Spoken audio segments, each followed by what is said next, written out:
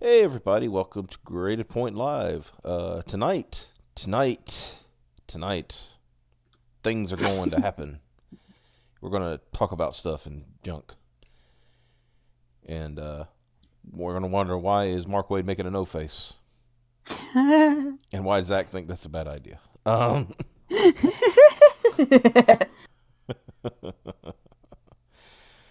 we got people filtering in now. Hello.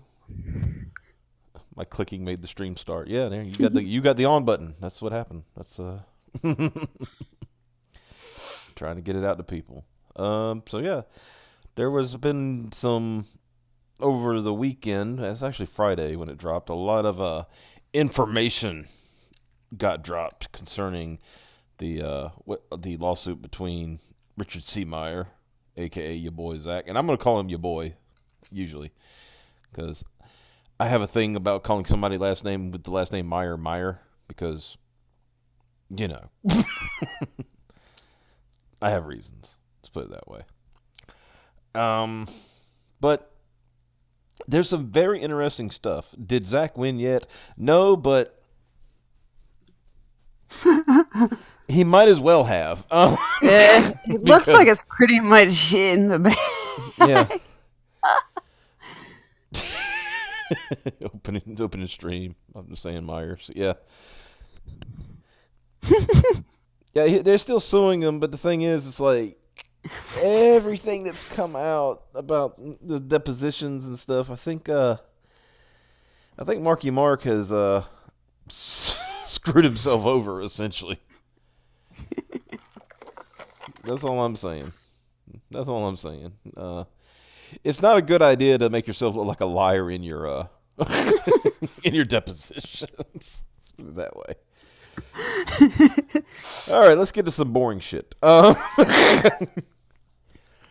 These are basically the case files that have been put online for like the filing. This is a particular one. This is of course, Richard Meyer, plaintiff versus Mark Waid, defendant. Respond to motion to dismiss for lack of jurisdiction. This was the Mark Waid's attorneys. They filed a motion to dismiss because they said that there is no jurisdiction for him in the state of Texas. And here's where they prove that wrong, essentially. So, kind of read through this. Introduction. At its base, this is a tortious interference case in which Waid intentionally interfered with a contract between two persons in Texas that was performable in Texas. Now, the reason they say this is because Zack lives in Texas and Antarctic Press is located in Texas. Okay? Yeah. Yes, we got Waid that. did so by initiating a phone call to San Antonio to one of the parties to the contract, soliciting a return phone call, and then encouraging that party to breach the contract. 2 weeks later, Waid traveled to Texas. Now, here's where he screwed up. Just right here. Waid traveled to Texas and publicly defamed Meyer, a Texas resident, at a Houston comic book convention. That right there. If he had a leg to stand on before, he doesn't now. Yeah. This is where he screwed up. Now, the best part about this is, in his motion to dismiss, he lied about this. Oh. And you'll say, well, he just didn't mention it. No, well, a lie of omission is still a lie. Yep. Because you're filing a court document, you're supposed to be truthful in your documents. What he said in his filing was that he had not talked about Meyer anywhere but online. Oh. Whereas he went to a comic book convention here, and in this case, somebody asked him about, Zack, and he told him what he thought about Zack, very defaming, but he failed to mention that part.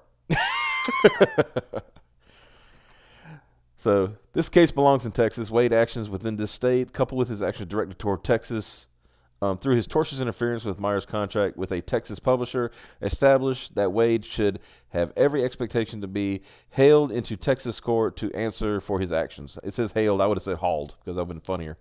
But this is a court document, so you can. And this is just the different exhibits, different things, different depositions, so on and so forth. We can get into those in a minute.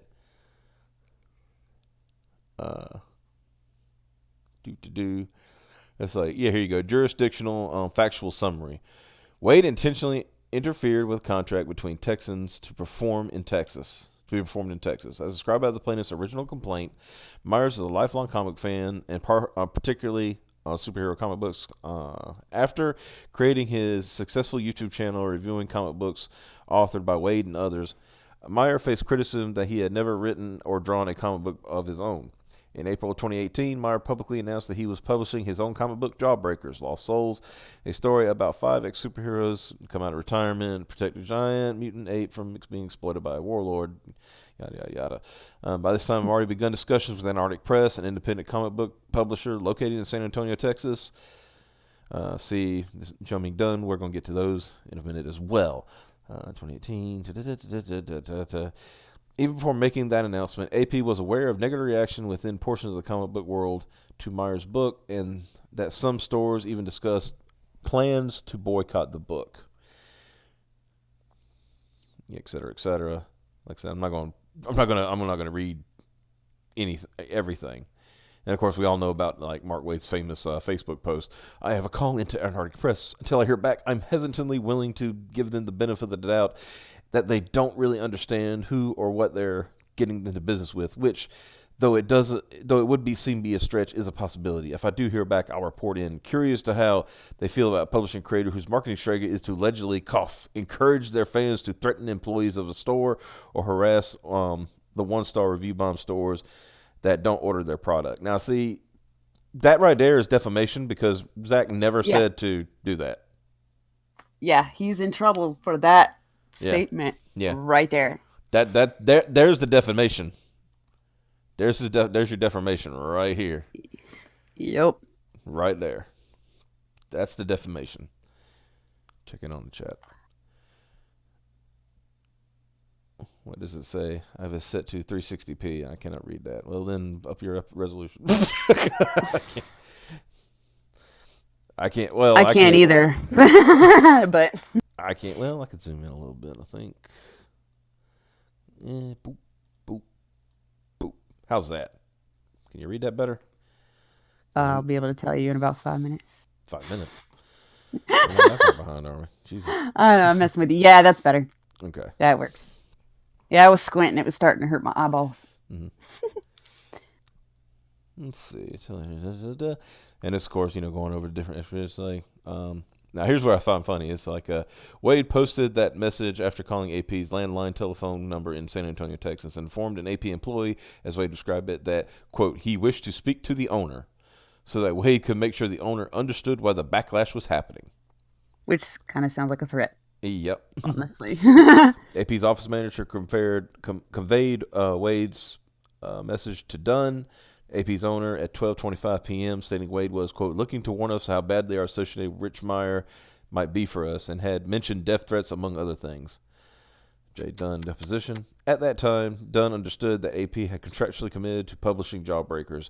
Frustrated with being caught in the middle between Waid's followers and Meyer's supporters, Dunn sent out a lengthy screed at 4:38 p.m. to one of AP's contributors, complaining that AP was being bullied into not publishing Meyer's comic. I'm going to get to that. That was a juicy bit. Yeah.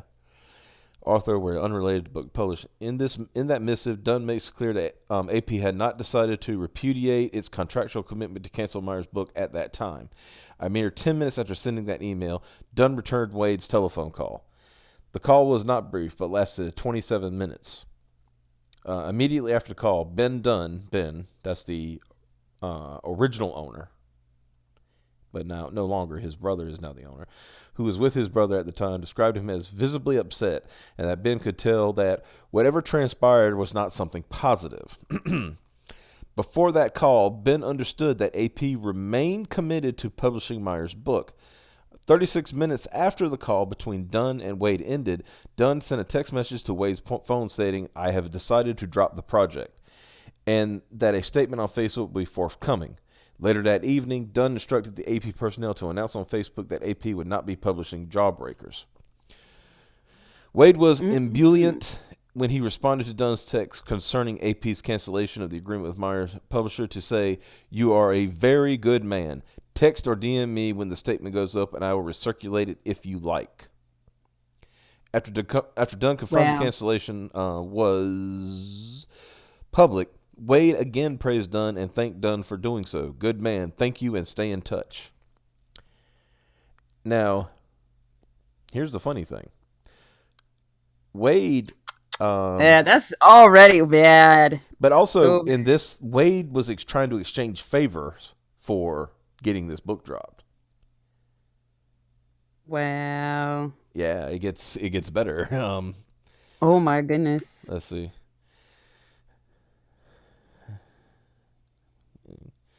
Yeah, Waid. Yeah. The crab dancing Waid is screwed. Yeah. Just 2 days later, Waid was quoted at length in an article where he described his phone call with Dunn. That was the Bleeding Cool article by Garbage Rich Johnson. There, Waid professed to have met AP's owners and stated that the owner seemed like a good guy. Later described AP owners as Waid knew to be a good guy. Waid is also recounted part of the impetus for his call was as follows. "I was surprised that a publisher would get in bed with someone whose idea of marketing was to ask his fans to put together a list of stores that chose not to carry his book and then circulate that list with the full names, first and last, of store employees and their phone numbers for easy targeting and harassment. Once again, this is something that did not happen." Wow. Waid is such a freaking moron. So he's flat out told everybody the lie that he told them. Yeah. Waid is a moron because not only can he not keep the lies, he also has to tell the lies and keep them in print so they're forever enshrined. Yeah. Now here's where, like I said, we'll get to the text in a minute, but here's where it gets interesting. Over the next few days, Waid and Dunn continued to communicate via text message. On May 15th, 2018, Waid asked, holding up, "Why in the world is Myers claiming that you called him in tears?" Now, when Waid declined to discuss the matter, Waid responded, "I don't blame you. You haven't turned on me, I hope." Wow. And this is not speculation. We have the text. The texts are in this in the court filing. Again, Dunn declined to discuss the matter with Waid. Now here it is. Are you ready? In response, he's fucked. Waid pleaded with Dunn to confirm that Waid had not bullied Dunn into withdrawing support for Jawbreakers. Now, here you go. Here's Waid. The blue is Waid. Wow, they actually posted this one in here. Yeah. "Well, I understand that, and you know that I'm here to help. You're not even getting any blame anymore. The story is that you called in tears and to confess that I bullied you. I think that's 100% fiction. You said at the time you didn't feel I was bullying or harassing you in the least, correct? Ben?" When Dunn refused to provide that validation, Waid begged for it. Oh, Ben, that sounds awful. "Ben, that is all I will ever ask of you to stay, and it stays between us. Do you now think that I bullied you? You said I didn't bully you. Do you still feel that way? It weighs on me because everything you are saying to me indicates that you weren't straight with me when you confirmed that you didn't feel bullied by me at all and that we were good. Are you changing your story to say that I bullied you, or were you straight with me on Friday? That's all I need to know. Then I'll leave you alone. I'll lose your number. Wow. You never need to hear from me again. Just tell me I didn't intentionally bully you or hurt you, because if I did, I need to know." This is a man who knows he's fucked. Wow. And he is bargaining his ass off. What? He is bargaining his ass off to try to get out of this shit. Should have listened to the drunk lawyer man. Yep. I've not seen. Honestly, I thought the stuff. scene of Ray running away from the TIE fighter was kind of dumb from the moment I saw it. What does that have to... So what happened with the... I know, right? This is the DMs where Mark Waid was begging for a reply. This is fucking pathetic. Oh my god. What happened with the lawyer that went insane on Twitter? I don't know too much about. Are you talking about Mark Zaid? He kind of learned he needed to shut the fuck up because what he was trying to do had nothing to do with his case. He was trying to incite. That's what he was trying. He was trying to incite some harassment against him, and so he could thought he could take it into court, but it didn't work. Yeah. Let's see. Waid defames Meyer in Houston, Texas. This is where it gets good. Less than 2 weeks later, Waid traveled to Houston, Texas to attend a book signing event at a comic book store and a comic book convention between March 22nd and March 27, 2018. Waid responds to interrogatory on page 4. On May 26, Waid participated in a question and answer session with a panel of comic book creators. During that session, so it was a panel, so tons of people were there. Yeah, to hear it. During that session, Waid was asked about Meyer and AP. Waid spoke for approximately 5 minutes, recounting his version of the events leading to AP's decision to drop Jawbreakers. After confirming that he was talking about Meyer and his artist collaborator, Waid made the following public announcement while in Houston, in Texas. Yeah, that's where Houston is. Mm-hmm. I'm just saying. I'm trying to impress upon this fact that you remember their motion was dismissed as they didn't have any jurisdiction. Well, yeah. Now, here's the good stuff. These guys created they did their comic. Great, awesome. There was a bunch of stores that decided they weren't going to carry the comic. So these guys made a list of those stores and their phone numbers and names and first and last of all their employees.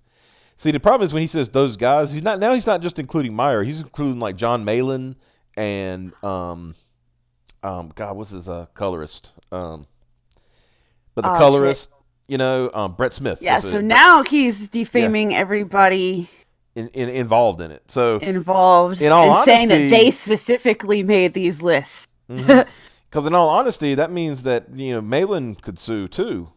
Yeah. And with the idea that, oh no, don't call them in harassment, we're not telling you to do that at all, but here's their phone numbers and their first names and last names of all their employees. Well, come on. No, but see, the problem is, who did that? Yeah. The problem is like, oh, don't call them in harassment. See, that right there, that kind of defeats your whole purpose. And plus, they didn't publish anybody's first names and last names. That was other people. That had nothing to do. The most I know was that somebody was saying you're not going to be able to find it at these stores. Yeah. And then, go to a different store to find it. That was the end of that, basically.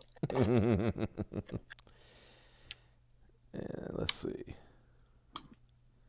So he knows. And then once again, he acknowledges. Now, what's funny in his deposition, he tried to pretend that they weren't in Texas. He didn't know that Antarctic Press was in Texas. But remember, this is before the lawsuit. Exhibit, so people have collected all of this proof. Yeah. But in his statement here, where he goes, so there was a publisher here in Texas. So he's well aware that they're in Texas at this point, who was going to publish their comic for, after it had been kickstarted, they were going to publish it for the comic stores. These are indefensible human beings. They harass women. They harass minorities. They harass LGBTQ people. They're full of hate. What are you doing? But I knew the publisher. No, see, here's the thing. He said, I knew the publisher. And that goes counter to what the publisher says. What the publisher said in his deposition. And what he said about them before. Because before he was saying they seemed like good guys. So he did not. He didn't know who they were. But I knew the publisher and don't think he was aware of all why all of a sudden there was this gigantic groundswell of hate towards them. I said before I burned this place to the ground. That's really interesting. Wow. It's really interesting language. Let me just call him and find out what's going on. I know the guy, and I want to make sure he knows why the hordes of hell are descending on him right now. Now, he's saying he knew a guy. In his in his deposition, he said he didn't know who he was until he talked to him. Yep. So he's got here we go. We got 2 different stories already. And he said this story in Texas. Yeah. I just thought outside before I burn this place to the ground. Like, wow. Yeah. That's really something stupid to say to a bunch of people. Mm-hmm. Thus, Waid, who had professed to have previously known Dunn, not only traveled to Texas where he applauded his recent interference with the Meyer AP contract, admitted in the process that AP was Texas-based, at the same time republishing defamatory statements about Meyer. Yeah. Oh, shit. And then, of course, they put their legal standards and stuff like that, and that's the prima facie only, which I don't, Greek, not Greek, but Latin. I don't know. Conflict who resolves in plaintiff's favor. While it is true that the plaintiff bears the burden of establishing jurisdiction, the plaintiff need only present prima facie evidence of jurisdiction to meet its burden. And this was, basically, they call on, this is where, you show case law and things like that. When evaluating such evidence, the court must accept the plaintiff's uncontroverted allegations as true and resolve any conflicts between evidence submitted by the parties in favor of the plaintiff. To establish specific personal jurisdiction, the plaintiff must show that the defendant purposely directed activity at a resident of the forum and that the defendant's contact with Texas arise from or directly related to the cause of the action. Single phone call will suffice. The Fifth Circuit has long held that the minimum contact with the forum state can be established through a single phone call. And basically, since the Fifth Circuit is the Court of Appeals, that is like you're basically one step down from the Supreme Court. Yeah, so all he needed was that call to AP, but they got calls, texts, and his visit to Texas. Mm-hmm. It's like, in fact, the Fifth Circuit recently upheld jurisdiction based on the single phone call that it included Texas citizens, even though the call was not initiated by the defendant. There, the defendant participated in a conference call initiated by a third party during which the plaintiff asserted one of the defendants made a fraudulent. This is going over, that particular stuff. Yeah, this is this is where you quote case law to strengthen your case. Your case, yeah. Waid's intentional actions directed toward Texas give rise to Meyer's tortious interference with contract claim. Waid intentionally directed his actions towards Texas to interfere with the contract that was between Texas citizens and performable in Texas. This court has personal jurisdiction over Waid as a result. AP and Meyer, both citizens of Texas, entered a contract to publish jawbreakers that were performable in Texas. It is undisputed that Waid intentionally reached out to AP by calling AP's landline business phone to discourage AP from publishing jawbreakers. And Waid bragged on social media that he had done so. This is true. We saw them. Yep. Despite Waid's initial denial under oath to this court that he did not know where AP was located until this suit was filed, that's in his deposition. Wow. Faced with his recorded comments in Houston days after the call that he now admits, as he must, that he knew that AP was Texas-based at least by then. His claim that he only learned of AP's locations after the call is completely implausible. He is unable to explain how he became aware of the fact. Because he'll say, like somebody asked him, did he look it up online? Because if you look it up online, guess what it's going to say? Texas. Yeah. So his claim if he was looking up their phone number, he had to know where they were at. His claim was that he got it from somebody else in the industry, but he won't say who. Waid also professed that on at least 2 occasions within the same 2-week period that he had previously met and knew AP's owner and knew he was a, quote, good guy. There you go, which you mentioned earlier, Piper. Yep. He denies using the internet to identify the 210 area code number he dialed from AP's landline, probably because AP's San Antonio address is prominently displayed on its website. He claims instead to have procured the number from some unidentified industry source. Waid's assertion that he did not know where he was calling when he reached out to AP is simply not credible. I mean, as soon as you put in an area code, that the area code kind of tells you where the fucking yeah. Wade's actions during that call were intentional and deliberate. He wanted AP to drop Jawbreakers, and Wade succeeded. This case falls directly in lines with Troyes discussed above. Like the defendant in that case, Waid intentionally reached out to a Texas citizen to interfere with a contract to publish Jawbreakers. When Dunn spoke to Waid, Waid was an active participant in advocating the publication of Meyer's book, just as the defendant, Troyes, was an active participant in making risk representations.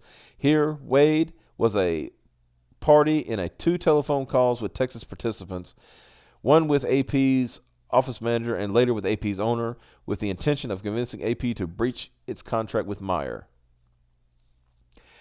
Actions during those calls are alone sufficient contacts with Texas for this court to assert personal jurisdiction over Meyer. Wade's reliance on Michiana Easy Living Country Inc. versus Holton is misplaced. Aside from not being the law of the Fifth Circuit, the only connection to Texas was a single unsolicited phone call initiated by the Texas plaintiff to a defendant in Indiana. And this is basically that was their quoting case law, trying to say, because of this, then he have no jurisdiction. Even if Waid was being truthful about his alleged ignorance of AP's Texas citizenship, despite the evidence to the contrary, this is not enough to defeat jurisdiction. It is undisputed that Waid called AP's business telephone with the San Antonio area code. Federal courts are critical of arguments that willful ignorance of the state to which the defendant directs communications defeats jurisdiction. Yeah, that's on you to know what the hell you're doing. Yeah. That goes back to the whole ignorance of the law, et cetera, et cetera, et cetera, Yeah. As he intentionally buried, let's see, the only possible explanation for the defendant's ignorance of the plaintiff's geographic location is that he intentionally buried his head in the sand, and that cannot save him from being the subject of jurisdiction. In this case, Waid intentionally reached out to a San Antonio business with a San Antonio area code for the purpose of interfering with that business contract, solicited a callback from the company's owner, and executed on his intention to interfere with AP's contract. Finally, not to mention him going to Houston. Bullying influenced AP's owner to cancel publication of Jawbreakers. Then it looked like he was trying to bully him into fucking saying that he didn't bully him. Look, I know I bullied you, but could you say you didn't bully me? Can you say I'll leave you alone if you say I didn't bully you? Yeah. Wow. I'll never talk to you again if you stop talking to you if you say I didn't bully you. Wow, dude. You're just wow. Just dig that grave, buddy. Just dig. God damn, dude. Why does he still have a job? I don't know. As described above, Dunn lamented to his colleague just before his call with Waid that AP was caught in the middle of what was being bullied into not publishing Meyer's book, but that he was still proceeding with publication. When Dunn called Waid, they spoke at length, immediately after which AP announced his decision to drop the project. Obviously concerned about legal exposure, Waid sought to insulate himself from the consequences of action by repeatedly soliciting assurance from Dunn that Waid had not bullied him, which Dunn refused to provide. That is not how innocent people act. Yeah, no shit. It is clear. I'll be honest with you. I've never been this entertained by a legal document in my life. Right? Usually this crap is boring as hell. Yeah. It is clear that the telephone conversation between Waid and Dunn was the tipping point for AP, and Waid knows it. And this one. Waid defamed Meyer in Texas while speaking to Texans. Yep. Personal jurisdiction as to the defamation claim is not a close call. Waid traveled to Houston, Texas, and publicly repeated the statements that which Meyer's defamation claims are based. These include the false allegation that Meyer distributed a list of the first and last names of the employees who worked at a bookstore who were not planning on ordering Meyer's book and encouraged his followers to harass the employees. The cases relied upon Waid are relevant as the result. At best, Waid's authority stands from the proposition that personal jurisdiction cannot be based solely on statements being accessible on social media or the internet in the forum state. And it says, see, Hagen's versus Save Heroes is dismissed for lack of jurisdiction where defamatory statements were made solely on the internet, including Facebook and Twitter. In this case, Waid repeated the defamatory statement to a Texas audience in Houston. Waid should have had every expectation of being hauled gonna say hauled, hauled into a Texas court as a result. Whoa. Don't fall. I need a new mic stand. Yeah. Is the problem. I like this. Waid plead the fifth already. Yeah, seriously. I think it's too late, dude. Yeah. It's like way too late. This is so dad, it's funny. TLDR, Wady boy played himself. Yep. But it's fun to read in detail just how bad he did it. Is Waid trying to incriminate himself? Waid dug himself a mile deep hole in the ground. The only way he's getting out of that if he digs a hole in China. It's only entertaining because Wade's a fucking moron. Yeah. I mean, yeah, that's... It would be funny if, like, Waid actually was a professional, you know. But then again, if you were a professional, you wouldn't do the shit he did, you know. Like, right? I have no, like, I don't feel for him in the slightest, not only because of this, but because other people have come out and said shit that he has done to them just because he can. Mm-hmm. I think the one that bugs me the most is like sending a black reef to a publisher when they were closing their door and talked about his dead wife. Yeah, it's fucking your wife. Waid is insane. Yeah, he's an insane individual.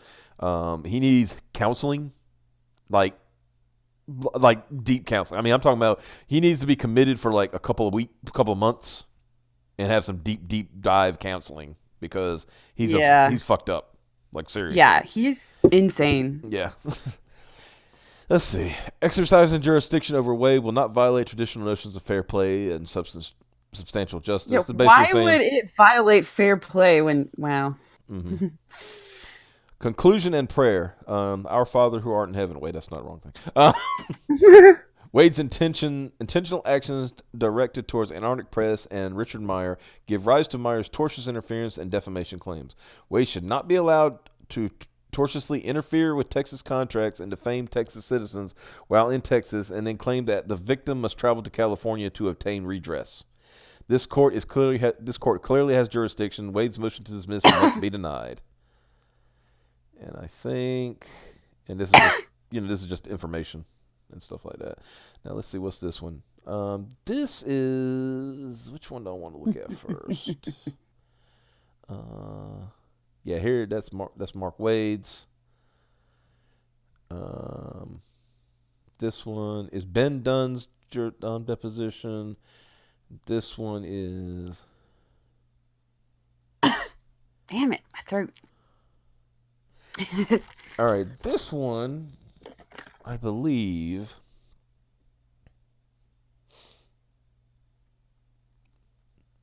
I think this is the one.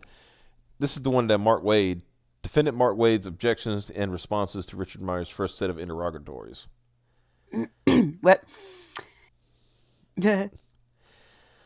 Certified. I hereby certify on January 15, 2019, the above and foregoing document was served via electronic mail and delivered to the following councils. This is basically sending something to Meyer's. Oh yeah, this is initial objections. This is them trying to object to shit.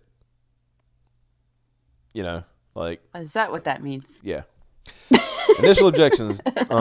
Defendant responds to plaintiff's discovery request subject to and without waiver of defendant's pending challenge to personal jurisdiction. Defendant has not yet completed either discovery or an investigation of the facts and documents relating to this action. Defendant reserves the right to revise, supplement, or clarify his responses to these requests as may be necessary. These responses are made without prolong stuff.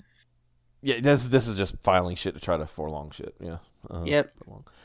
These responses are made without in any way waiving any objections to relevancy of the material. The right. Okay. Defendant responds to the request that specifically provides that federal rules of civil procedure. To the extent that the plaintiff seeks to impose on the defendant that any requirement to answer in any other manner or on behalf of any other persons or entities, depending on civil procedure. Defendant objects to the extent that any interrogatory seeks information that is protected. I mean, basically, this is just them trying to stall, you know?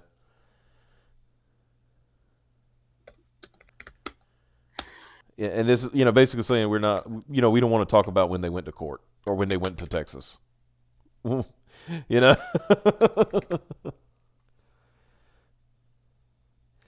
Let's see. Okay, here we go. It's all Defendant tiny objects. again. I gotta zoom in.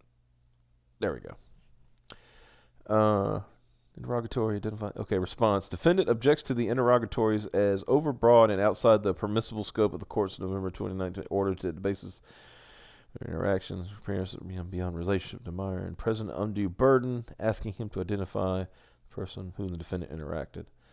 Subject to and without waiving defense initial objections, defendant responds to the follow. I visited Texas once in the last 2 years. I flew to Houston, Texas on May 23rd, 2018 for a store signing at Bedrock Comics, where I interact with the store owner and a publicist. I also interact with an estimated 300 fans. On the 24th, I relaxed in my hotel room and visited my friend for dinner. On May 25th and 27th, I was a guest at a 3-day Comicpalooza convention. I signed at a designated table for a couple of hours each day, interacted with hundreds of fans wanting autographs. At these signings, the interactions with my fans seeking autographs were brief. Mostly comments were like, thank you, and do you want a personalized? I recall doing 3 panels. Superman panel, I moderated a panel. All right, this is where he lied. Uh-oh. This is where he lied, where he said, where's it at? I signed oh, too much. Okay, fuck it.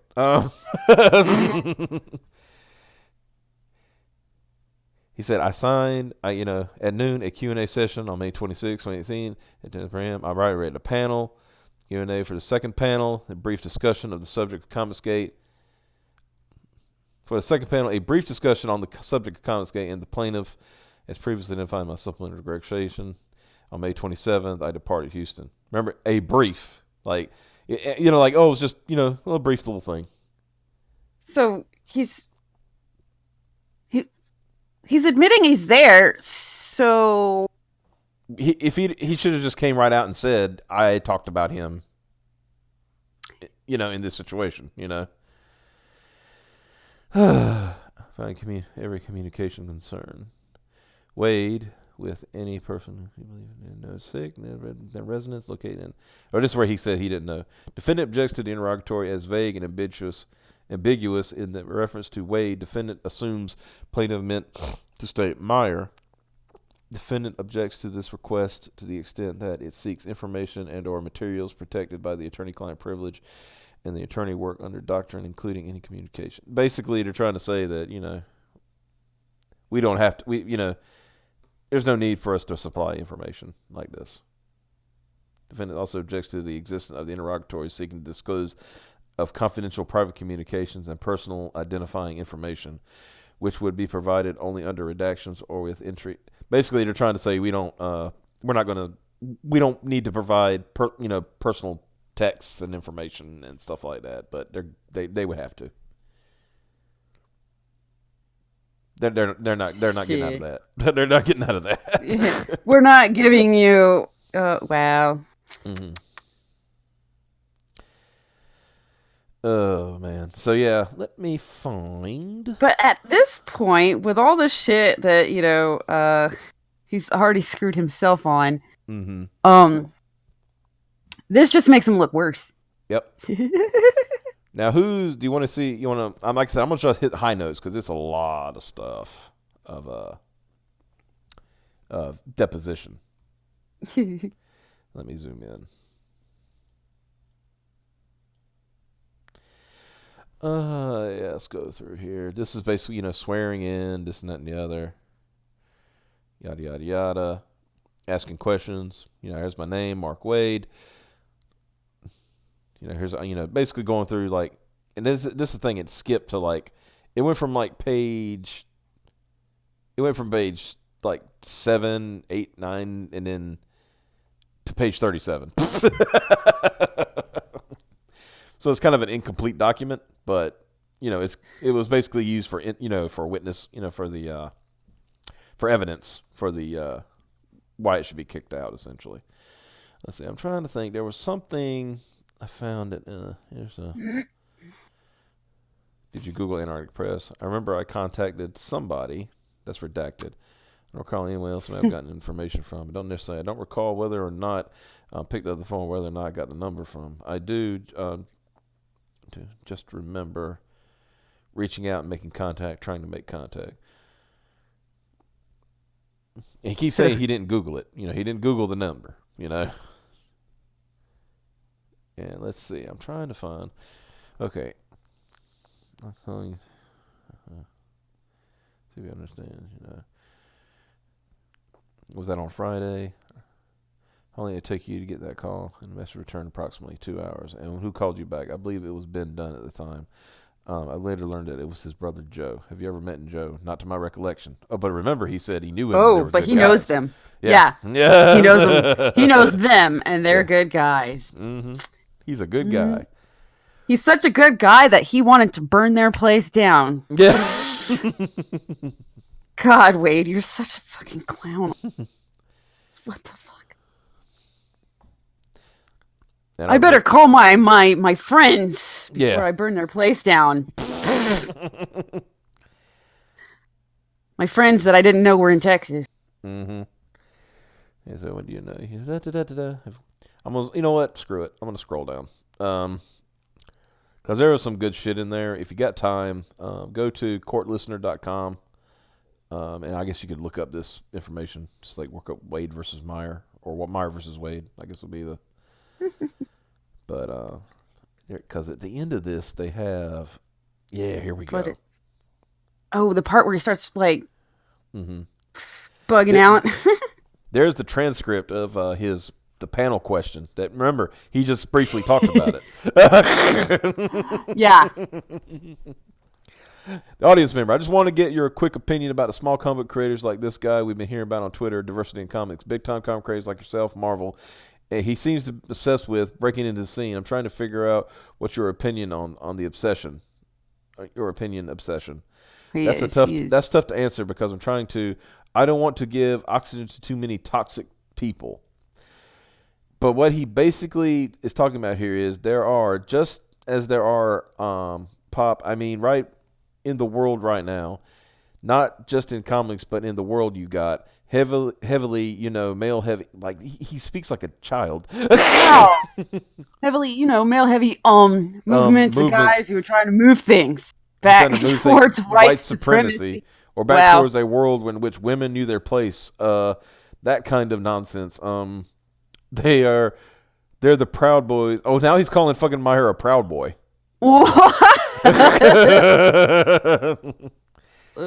And comics has, a group or two like that too. Comic fans have a group like that or two. It's a shame. Trying to say without inflaming anything. So he knows he's in trouble already. Okay. So when he was there, he already knew he was in deep shit. Recently, one of these groups kickstarted a comic, and great, awesome. They're gonna do their own graphic novel because they're super conservative, hyper conservative guys. And the myth was, the rap was, the comics was not interested in creating conservative creators, or we're throwing conservative creators out. That's not the case at all. A lot of conservative creators in comics, we're throwing assholes out. Oh, no, so now you call them an asshole. That what we're doing for every conservative assholes we don't work with in comics. There's 10 liberal assholes we don't work within comics. So if that's not, there's no political yardstick here. Bullshit. Man, he is just stuttering and. God, I thought I talked bad. Yeah, Jesus. These guys created they did their comic, great, awesome, and they started doing things like making a list of store. There was a bunch of the stores that decided they weren't going to carry the comic, so these guys made a list of those stores and their phone numbers and their names, first and last, all of their employees. Yeah, see, now he's on a roll because he threw the whole.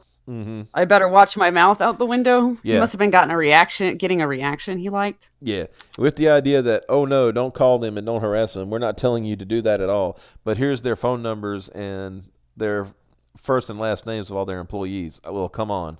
So there was a publisher here in Texas. Whoops. who was going to publish their comic for after it had been kickstarted. They were going to like publish it for comic stores, and there was a huge amount of hatred towards that publisher at this moment. There was most people in comics, most fans of comics were looking at this. What are you doing? These guys they're indefensible human beings. They harass women, they harass minorities, they harass LGBTQ people. They're full of hate. What are you doing? And my feeling is, and like I said, remember, he said, I briefly talked about. This is a lot of talking. Should have been like, yeah, fuck those guys. That's brief. Like, uh-huh. And my feeling is, let's look at the baby have his bottle and let. I don't care who publishes the comic. I don't care whether you publish it or not. I don't care. But I knew the publisher. Whoops. Oopsies. And I don't think he was aware of why all of a sudden he was getting this gigantic groundswell of hate towards him. So I said, before we burn his place to the ground, let me call him and just find out what's going on. Like, holy shit, dude. I know this guy. He's a great guy. So before I burn his place to the ground. Now look, dude, it keeps going. It went on for another, just his transcript went on for another page. Yeah, that was brief. Yeah, I don't need to read all that. But... You should, though. It's fucking funny. Yeah, I'm just going through. I'm going to find you the text in a minute. Like the entire texts. Here you go. Oh, I want to know all of it. All right, this is where, okay, thanks for talking to me this afternoon. I've decided to drop the project. Statement on Facebook coming soon. You are a very good man. Text or DM me when the statement goes up, and I'll recirculate it if you like. It's posted. Good man, thank you, and stay in touch. Do you want me to repost it, or will that create more headaches for you? Scroll down. I'm not sure how to approach it. I'm prepared for the lashing I'm about to get from the other direction. Why don't I give it a day? That will just make... That way it looks less like I'm just trying to take a victory lap.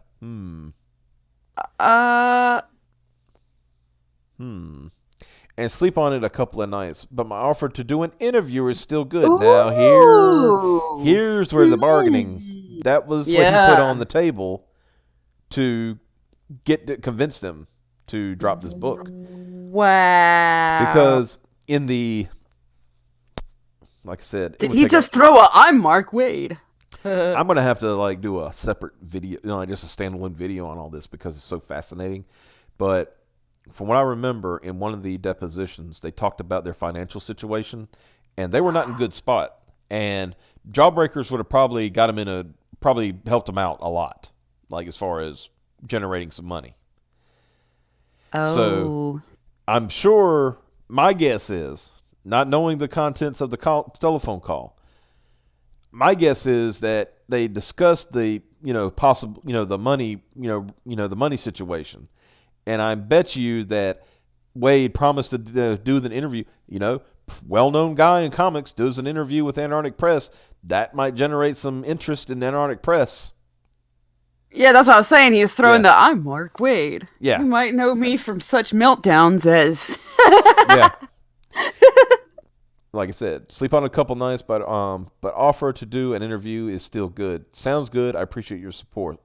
Of course, be well. Now, let's look at the date. Let me make sure I got Yes, I'm hung up on the burn the place. That's my favorite part. I know these guys. They're good guys. So before I burn their place to the ground... Yeah. Wow. Before I burn things to the ground.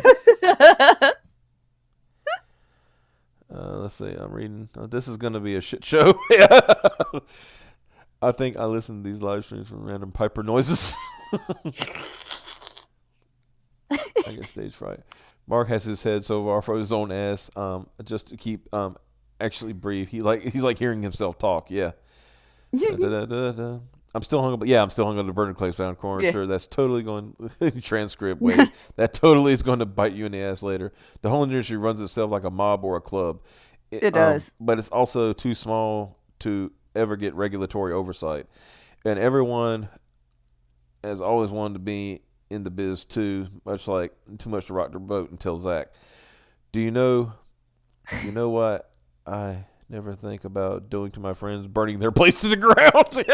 Do you know what I never think about doing to people I think are good people? Burning their place to the ground? Yeah, burning their place. They're good people. I might burn their place to the ground later. I don't know. Yeah, Piper, you know what? You and I are good friends. So instead of burning your place to the ground, I mean, that sounds like a real conversation starter, doesn't it? It's like, Right? so instead of burning your place to the ground, I'm gonna.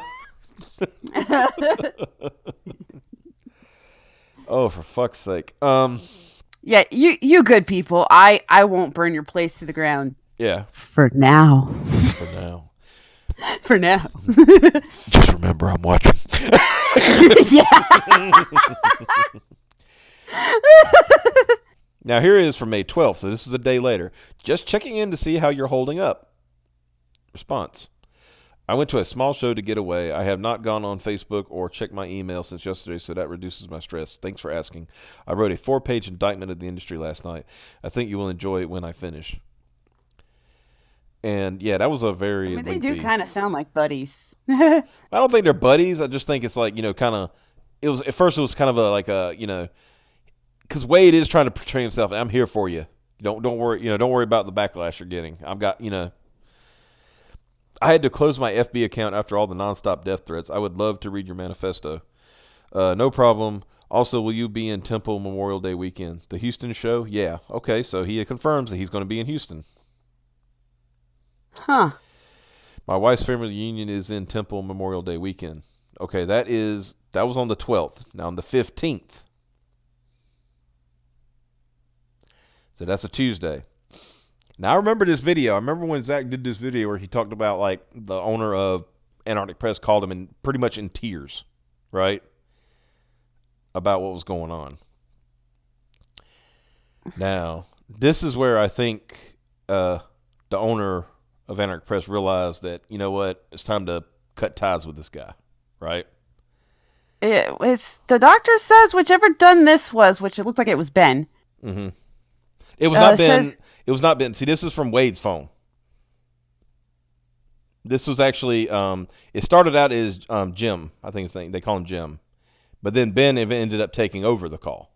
Taking over. Oh, okay. All I know is the contact at the top, the name is Ben. Yeah, that says Ben, but it was actually, he was talking his brother. Okay. Mm-hmm. Whichever done this was admits he thought he was talking to someone else, not Waid. At which point? Yeah, don't worry. I'm getting there. Oh, okay. So anyway, holding up, why in the world is Myers claiming you had called him in tears? Hope you're well. I'm not commenting anymore. Now here's where I was like, why would you, what do you mean by this? I don't blame you. You haven't turned on me, I hope. Yeah. I said that. Wow. I said that tongue in cheek, but the lack of reply has me nervous. Can we talk? When can we talk? Let me go down here. I do apologize, but essentially I am trying to put this behind me and as not to say or do anything that can be misrepresented or misunderstood. I have instructed everyone, including myself, not to comment on the situation. Well, I understand that, and I'm here to help. You're not even getting any blame anymore. The story is that you called in tears to confess that I bullied you. I think that's 100% fiction. You said at the time you didn't feel I was bullying or harassing you in the least, correct? Now, why would that be a subject of the conversation? Yeah. This just sounds... Yeah. Why would you ask a question? Do you feel I'm bullying you? That's really something that comes from a conversation, right? Like, Piper, do you feel like I'm bullying you? No. What? Exactly. Does that make sense? Like, I know. Mm-hmm. I understand that you're not getting the blame anymore. The story is you called in tears to confess that I bullied you. Mm-hmm. I think that's 100% fiction. He doesn't exactly say who's doing the fiction. Okay, he labeled the person that's been in the phone, but it's actually Joming, who's the person he's talking to, the actual owner. Ben was the previous owner, but he thinks he's talking to Ben. Basically, Mark Waid had no idea who he was talking to most of the time. Wow. So Ben left you a voicemail. Not asking for anything but confirmation that you and I are good with one another still. Or if not, what can I do? I'm sorry, but this is not Ben. I'm his brother and publisher of Antarctic Press. Again, I am sorry that I've avoided being online and taking calls at all for the past 5 days to avoid all this. This has taken both a mental and physical toll on me and my family. I do not want to say or do anything at this time. I hope you can please respect that. Let me scroll down here. Here we go. As long as you let me know that we're good, because now I'm concerned. If you can just do that, I'm happy to leave you. And then, what have I done to offend you?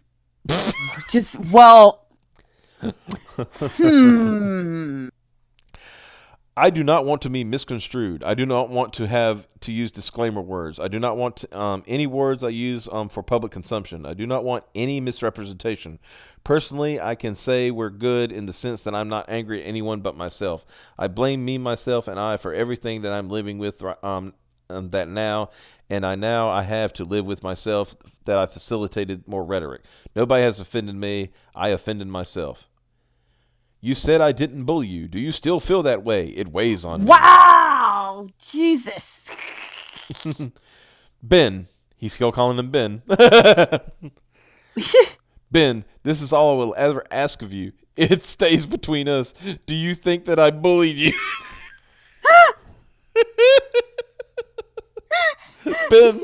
Ben, please. Ben, please. Please, Ben. Please, Ben, exonerate me, Ben. Keep me out of court, Ben. You can do this. It's in your power to save me, Ben, please.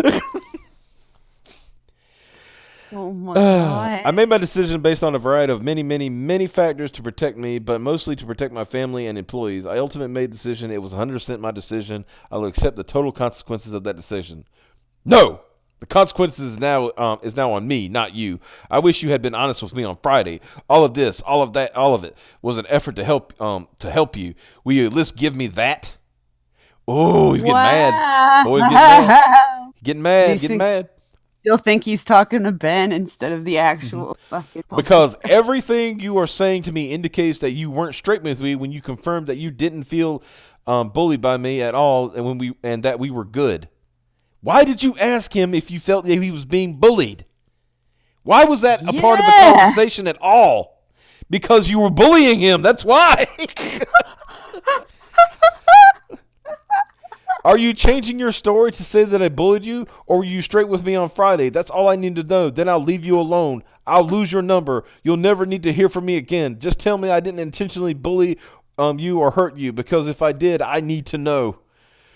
It's not even if I did, I didn't mean to, and I'm super sorry. No, it's I need to know. Notice me, Ben. Am I the bad guy? I like some of these. Yeah. During the union conversation, Dunn didn't realize he was replying to Waid because he was managing 30 text combos at a time. Yeah, I think that was in the other deposition. Yeah. Suffering battered wife syndrome here. Please, please, please. They're going to put me in court. I look orange. Please save me. This is when Waid realized he was on the hook for an actual criminal act and was trying to get his victim to give him cover. Yep. Ben, am I a baddie? Am I the baddie? Waid, dumb. Good on them for knowing what to do and not friggin'. Mm-hmm. They were really smart to back that, to not answer his questions and, let it go, Yeah. Considering the guy punches more holes in the wall than Swiss cheese, him being an abuser is well within normal behavior of him. I have heard things. Same. About his relationships with women. Yeah. But it's only hearsay. It's only hearsay. So I have no proof. Now would be a good time for them to come out if they wanted to, I think. Like I said, all I've heard, like I said, just rumors. I mean, I know one of the women he used to date, Devin Grayson. She was a pretty well-known comic book writer for a long time, and then you don't hear about her anymore. It kind of coincided when they broke up. Just just an observation. Uh, just an observation. Wait, did Ethan ever get that 9/11 call or transcript from way back when, from Illinois or Indiana comic shop? I don't know. I think they tried. I think Ricada tried, but it was getting so stupid. They kept saying like, well, it's it's going to take this, it's going to take that. And eventually it was just like, just forget it kind of thing. But yeah, doesn't Piper.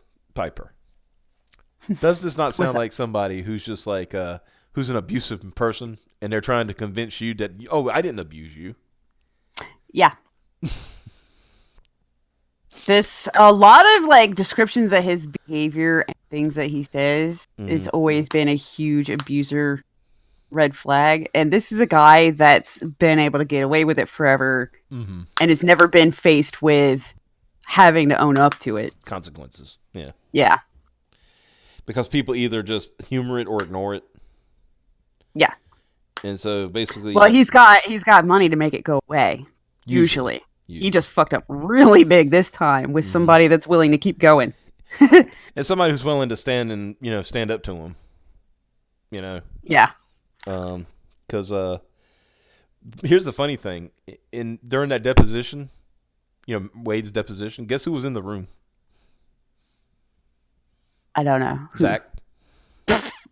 So imagine he's just staring at you the whole time.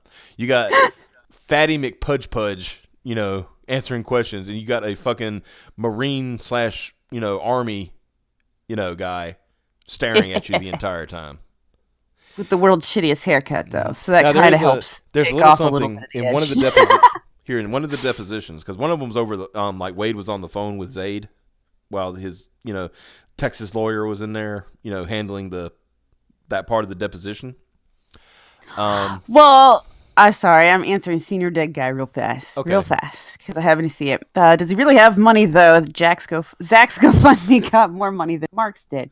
Mark flat out says that he didn't actually need the money because he's rolling in money. Mm-hmm.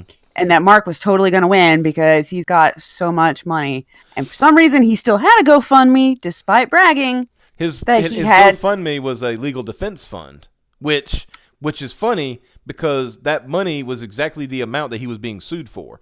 And technically is against the rules to have a GoFundMe to pay for damages from a lawsuit. Yeah. Like somebody said, essentially all he's doing is he's filtering the money right into Zack's pocket. Yeah. Waid has assets and Waid has friends that can back him if necessary. Now here's the thing. Here's how you know that Wade's in a bad position. Where's the comic book legal defense fund involved in all this? I don't see any filings on their behalf, for Mark Waid. Do you? Mm-mm. So that means they probably looked it over. It's like, yeah, we ain't touching this shit. Exactly. But yeah, no, he was constantly saying, let him sue. I've got way more money than him. And then he sued. Was Wade's big thing. Yeah. And then he did. I'll have a way better lawyer. You can raise money for a defense, but you can't raise money to pay the damages. But the fact that he asked for exactly $75,000 was very suspect to me. Oh yeah, the stand behind their mob tactics, which is funny. You look at Mark Waid's GoFundMe, and it's a who's who of shitty fucking comic book pros. I mean, seriously, it's like the same ones we've been dealing with and hearing about for the last year or so. Probably more than that at this point. Yeah, it's Tom Legal's Fence Fund won't touch it because they aren't going to get in the middle of a fight between two creators. That's a good point. But here's a little interesting tidbit. I think it was Zhou Ming's deposition. One part he answers a question, and then during depositions, Piper, I don't know if you've ever had to go through one or dealt with that kind of thing. But during a deposition when somebody's being deposed, you can be there as a part of the case. Like if you're the plaintiff or the defendant, you can be there, but you can't talk. You can't say shit.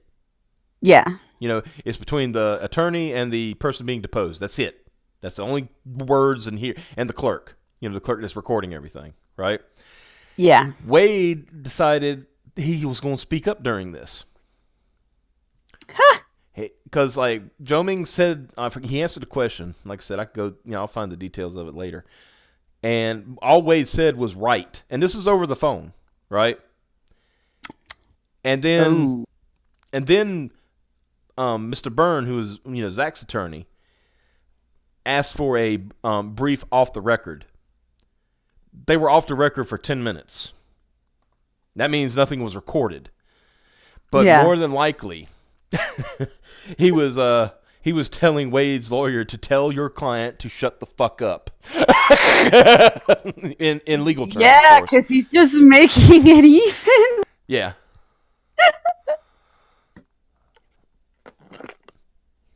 And because Waid spent time on the board of the Comic Book Legal Defense Fund, it would be better for them if they were to show favoritism. Plus, they focus on 1A issues with comics. They was going to get involved in sales. They would have no choice but to back Zack's side since he was the one being pushed out. Hence, that's why they stayed out of it. They didn't want to. I mean, yeah, that's true. That's true. That's why the previous owner of this show, he used to say donate to the Comic Book Legal Defense Fund, and I never agreed with that. I was like, I don't think we should be advocating for them.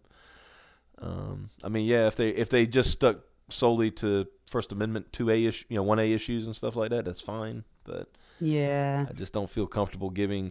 I don't feel comfortable giving my money to people who are in that industry at this point. Like. It's just the way I feel about it. But yeah, I think. What the? Sorry. There was okay. I guess a brief little history. There was Graded Point 5 has existed for about 2.5 years, 3 years. There was a guy who used to run it, and I'm not going to say anything bad about him. But one day, well, no, I didn't mean something bad. I was just gonna say, he almost fired me. The previous guy almost fired Piper at one point. That was something that happened.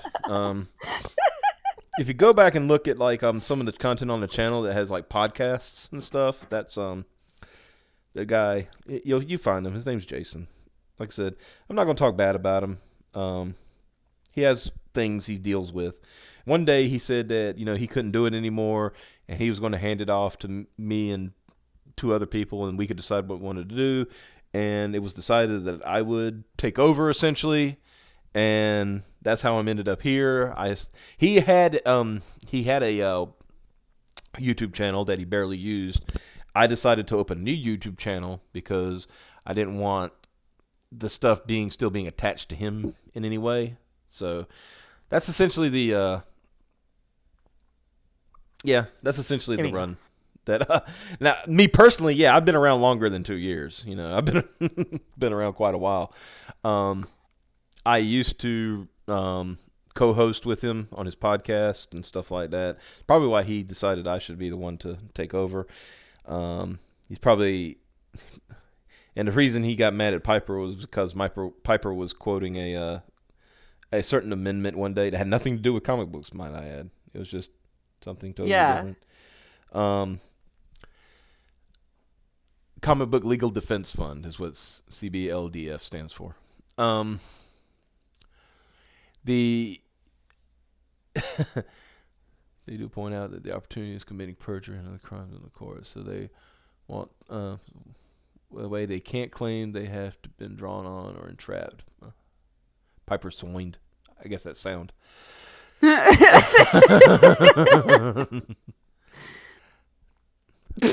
But yeah, like I guess getting a brief little history of what's going on here. I should do a video on that, just kind of explain the history, shouldn't I? The history of Graded Point 5, or Yeah, just a kitchen joke. Yeah, that would be cute. And Yeah, probably just put in what I almost got fired for. Yeah, Piper is always causing trouble. Yeah. Yep. But unlike some people, I can harness that trouble and and get views out of it. So, but yeah, that that's the long story on that one. That I wasn't always, because it used to be. It's funny. It used to be called Back Issues. Oh, I wasn't even there for that. That's cool. Back in the day, it was called Back Issues. And that's why I haven't seen her in a while, but Comic Girl Ava she has, when her show was going to be called Back Issues, and I kind of laughed and chuckled, and I told her, I said, it's kind of funny because our show used to be called Back Issues, and she thought that was kind of funny. I was like, but don't, you're more than happy to, more than you can take Back Issues, that's fine. I have nothing to do with it anymore, so. Cav's the real wild card of the group. Well, Cab has a, yeah. I talked to Cab last night, by the way, or I should say this morning. It was like 8 in the morning. I was gonna say I haven't heard from him. No. And apparently he did something to his shoulder. He thinks he might have torn a rotator cuff or something when he was changing a tire. Basically, Cab got hurt by doing old man stuff, and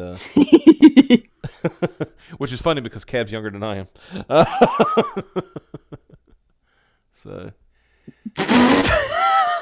If you live properly, avoid back issues. Well, got him. I totally forgot about the dildo amendment. Piper defending assault dildos. Now I want one. Oh my. It'll still freaking break within a week. So I start doing reviews of old UXM issues. Oh, that'd be cool. But himself trying to look at buttholes don't hit him. We had a discussion about that last night. I was like, dude. I was like, how do you feel about and all he could say was the things that he sees, the things that he has in his drawing folder for references. It's like, wait, what? I'm just saying that he has some things in his drawing folder. He didn't show you, did he? No, he didn't show me. He just, let me know. Oh, that's fucked up still.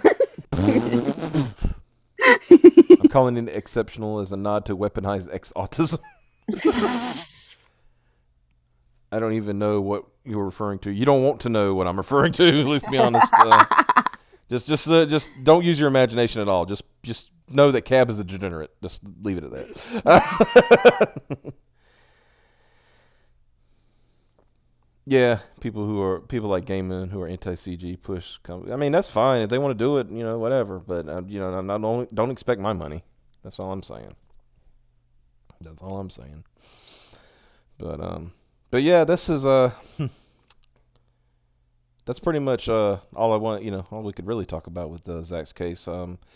Oh, see, he didn't do the one where he starts turns into a stuttering mess. That's the one I seen passed around Twitter today. That's pretty funny, isn't it?